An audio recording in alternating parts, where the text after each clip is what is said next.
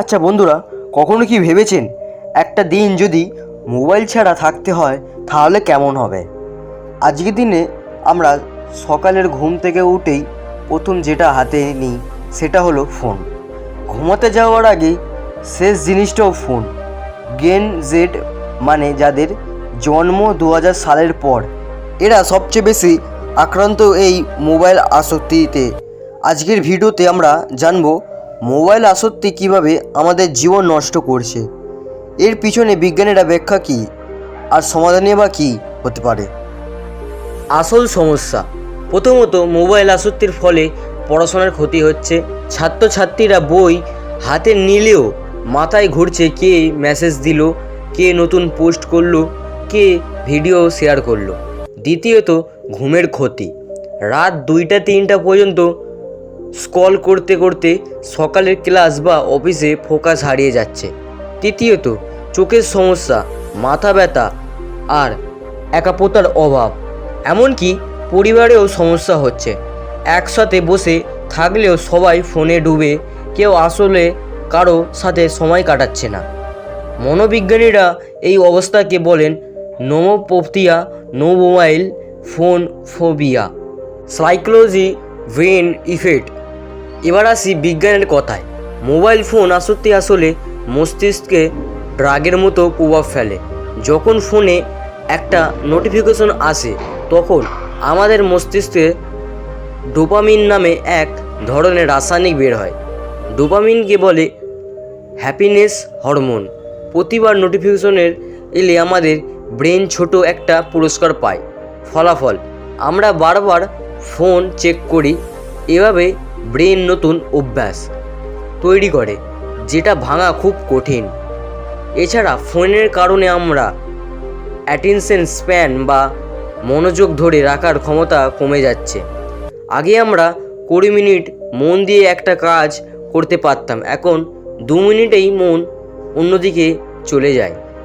Social মিডিয়ার ফাঁদ, আপনি কি খেয়াল করেছেন ইনস্টাগ্রাম, ইউটিউব শর্টস বা টিকটকে স্ক্রল করলে সময় কেটে যায় চোখের পলকে? এটা কোনো কাকতালীয় ঘটনা নয়। এই অ্যাপগুলো তৈরি করা হয়েছে এমনভাবে যাতে আপনি বারবার স্ক্রল করতে থাকেন।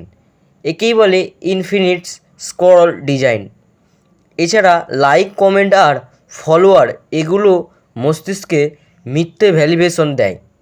জেন জেড প্রজন্ম নিজেদের সেলফ ভ্যালু নির্ভর করছে কত লাইক পেল তার উপর। ফল, অ্যাকচুয়ালি ডিসপ্রেশন, নলেজলেস দিন দিন বাড়ছে। বাস্তব উদাহরণ, একটা গবেষণার দেখা যাচ্ছে পরপরতা একজন কিশোর প্রতিদিন 6 থেকে 7 ঘন্টা ফোনে কাটায়। ভারত ও বাংলাদেশের স্কুল কলেজগুলোতেও একই অবস্থা। শিক্ষকেরা বলছেন ক্লাসে ছাত্রছাত্রীরা আর মনোযোগ দিতে পারছে না। অভিভাবকরা চিন্তায় সন্তানরা বন্ধুদের সাথে খেলতে বের হচ্ছে না, শুধু ফোনেই ডুবে যাচ্ছে। একটা প্রজন্ম ধীরে ধীরে বাস্তব জীবন থেকে দূরে সরে যাচ্ছে। সমাধানের পথ, কিন্তু সমাধান আছে। প্রথমত ডিজিটাল ডিটক্স, সপ্তাহে অন্তত 1 দিন ফোন ছাড়া কাটান। দ্বিতীয়ত স্ক্রিন টাইম লিমিটেড সেট করুন, ফোনেই এই অপশান আছে।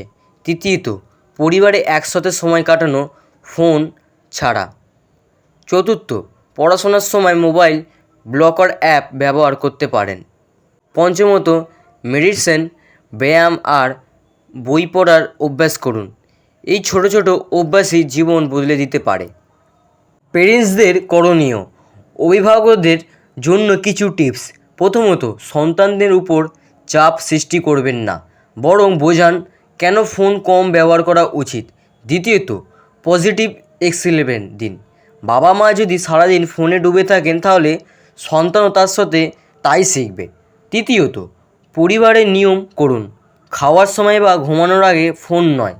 চতুর্থ রিওয়ার্ড সিস্টেম ব্যবহার করুন, ফোন ছাড়ার জন্য সন্তানকে ছোট পুরস্কার দিন। তাহলে এইসব ছোট ছোট কাজ করলে তা দেখতে পাবেন আপনার ছেলে মেয়ে আস্তে আস্তে ফোনের দিক থেকে সরে যাচ্ছে, সেটা আপনাদের খুবই ভালো হবে। হেলথ ইম্প্যাক্টস, মোবাইল আসক্তি শুধু মানসিক সমস্যা তৈরি করছে না, শারীরিকভাবেও ভয়ঙ্কর ক্ষতি করছে। প্রথমত চোখের ক্ষতি, ছোট বাচ্চাদের মধ্যে এখন থেকেই মায়োপিয়া বা দূরদৃষ্টির সমস্যা বাড়ছে।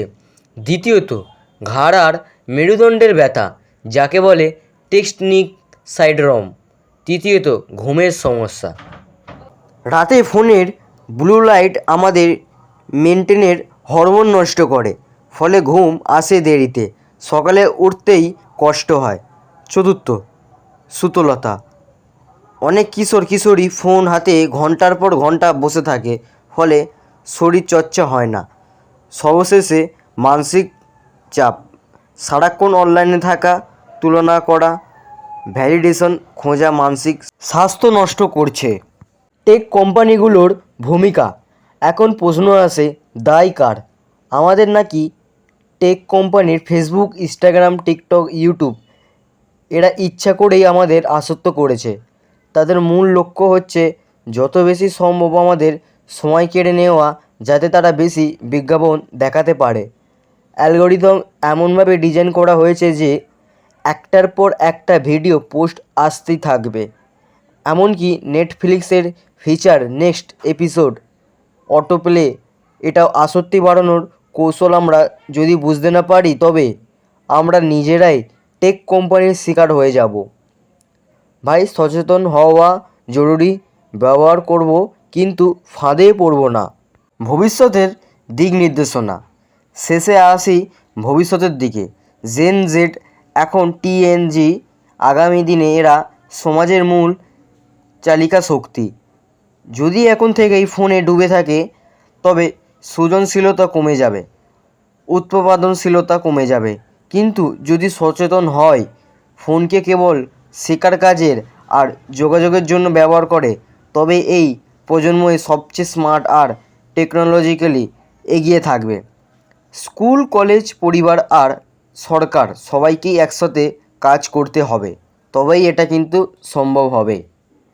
এখনই সময় নতুন ডিজিটাল কালচার গড়ে তোলার, যেখানে ভার্চুয়াল দুনিয়া আর বাস্তব জীবনের মধ্যে একটা সুষম সম্পর্ক থাকবে। সোশ্যাল মিডিয়ার ট্যাব। ফোন অ্যাডিকশনের বড় একটা কারণ হলো সোশ্যাল মিডিয়া প্ল্যাটফর্ম। অ্যালগরিদম ইচ্ছা করে ভিডিও পোস্ট সাজায় যাতে ইউজার লম্বা সময় ধরে স্ক্রিনে আটকে থাকে। একবারে 5 মিনিট দেখার ইচ্ছে থাকলেও ঘণ্টাখানেক কেটে যায়। এটার পেছনে মনোবিজ্ঞান ব্যবহার করা হয়। Dopamine loop. সমাধান, টাইম মিনিট সেট করো, নোটিফিকেশন বন্ধ রাখা বা নির্দিষ্ট সময়ে সোশ্যাল মিডিয়া খোলা। পরিবার ও সম্পর্কের প্রভাব। মোবাইল আসক্তির কারণে পরিবারে দূরত্ব তৈরি করছে। বাবা মা সন্তানের মধ্যে কথাবার্তা কমে যাচ্ছে। একসাথে বসে খাওয়ার সময়ও সবাই ফোনে ডুবে থাকে। বন্ধুত্ব এখনও অনেকটাই ভার্চুয়াল হয়ে গেছে। বাস্তব জীবনে একসাথে সময় কাটানো কমে যাচ্ছে। সমাধান, ফোন ফ্রি টাইম ফ্যামিলি মিলে ঠিক করা, যেমন খাওয়ার সময়, পূজা বা আড্ডার সময়। এইসব মিশিয়ে সব কিছু আস্তে আস্তে পাল্টে যাচ্ছে। প্রোডাক্টিভিটি ও স্টাডির ক্ষতি। স্টুডেন্টদের মধ্যে সবচেয়ে বড় ক্ষতি হচ্ছে পড়াশোনায়। বিশেষ করে পড়তে বসেও নোটিফিকেশনের এলে মনোযোগ নষ্ট হয়ে যায় এবং সেই ফোনের মধ্যেই ফের আবার চলে যায়। অফিসের কাজেও প্রোডাক্টিভিটি কমে যাচ্ছে, কারণ বারবার ফোন চেক করার প্রবণতা। গবেষণা বলছে, একবার মনোযোগ ভাঙলে আবার কাজে ফোকাস করতে অন্তত 20 মিনিট লাগে। সমাধান, স্টাডি ওয়ার্ক মুড অ্যাপ, নির্দিষ্ট সময়, ডিজিটাল ডিস্ক, লাইব্রেরি বা শান্ত জায়গায় ফোন ছাড়া পড়া। এটাই হচ্ছে আসল নিয়ম। আশার আলো ও ভবিষ্যৎ। সব কিছু খারাপ নয়, টেকনোলজি সঠিকভাবে ব্যবহার করলে জীবন সহজ হয়। ফোনে শেখার অসংখ্য সুযোগ আছে। Online course, meditation app, health tracking. মূল কথা হলো স্মার্ট ইউজ। ফোনকে টুল বানানো, নেশা বানানো নয়। ভবিষ্যতে হয়তো আরও অ্যাডভান্স সলিউশন আসবে, যেমন একই ভিত্তিক টাইম ম্যানেজমেন্ট অ্যাপ। শেষ বার্তা, ফোন নিয়ন্ত্রণ করো, ফোন তোমাকে নিয়ন্ত্রণ করবে না। উপসংহার, শেষ করার আগে একটা কথা, মন খারাপ না, কিন্তু অতিরিক্ত ব্যবহার খারাপ। প্রযুক্তি আমাদের নিয়ন্ত্রণে থাকবে, আমরা প্রযুক্তির নিয়ন্ত্রণে নয়। মোবাইলকে ব্যবহার করুন, মোবাইলে যেন আপনাকে ব্যবহার না করে। এই সচেতনতাই আমাদের ভবিষ্যৎ বাঁচাতে পারে। তো আশা করি আমার আজকের এই ভিডিওটা দেখে অনেক কিছু শিখতে পেরেছেন। আপনারাও একটু চেষ্টা করবেন, বাড়ির লোকেদেরও একটু চেষ্টা করাবেন, তাহলে দেখবে একটা নতুন ভালো কিছু একটা সৃষ্টি হচ্ছে। নইলে ভবিষ্যতে এরকম প্রবলেম আসতেই পারে। এটা হচ্ছে বিজ্ঞানীরা নিজেরাই কিন্তু আগে দিয়ে সচেতন জানিয়ে দিচ্ছে। তো নেক্সট ভিডিও খুব তাড়াতাড়ি আনতে যাচ্ছি। তো কেমন লাগলো ভিডিওটা বলবো অবশ্যই কমেন্ট করে। তো ততক্ষণের জন্য বাই বাই।